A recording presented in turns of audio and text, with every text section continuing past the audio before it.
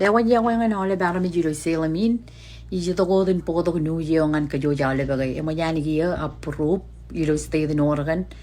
in ole ko vai se di jeni gichen fusidam. Emo ngakwe i mewaram ke pamali am rekperilo fustam. Ko merong etalo dengan obediennan local ngaylo Lancaster ilo selamin or tepen nga nadara yanam or chuan yon Lancaster ilo chemegada im chuan ilo South Salem ilo 17th Street im ga chuan ilo Kayar ilo Cherry Avenue an rome mo yan lang ayar kariri kar fustam ngay ko ayuri ron jim roit pustam chojum yadalangan obidyo me account an pamali ni rit peri im ade kwe aga leo pelili aga leo pelili im ilo trini kai e je parkawan enot im ko jala nga ngai waram puja da mga najiri rana eni lagalak penga ko ya te im ga enot couple igi chen chibang enot public assistant meni ni agar tapara mo da la ga agar fustam emo nga na ole ro ime wara ke je balak chou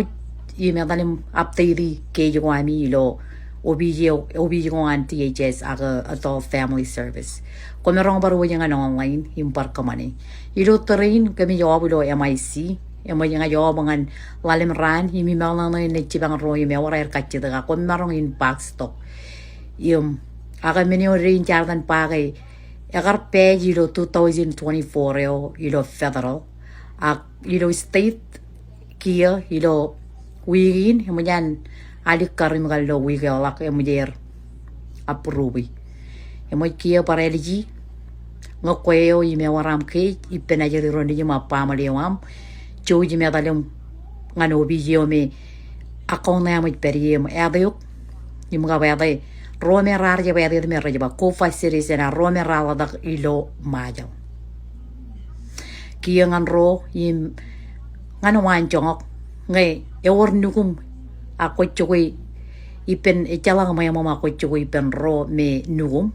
ko merong ligdi akarangan agar chalayan kumira ilo ubiji an THS kan ka kayo ji pen ro ni lo magin mar chukui pen ron ko ni bar consider ko ilo rejang ini mecha banana ligdi ilo homale pa ilo ane chalanga madare ko consider homale yumingin ene jo wawin pa kon merong approve ngan menegay na ka Cibangkain. Yung may tipe kon tepe nangan Cibangkain.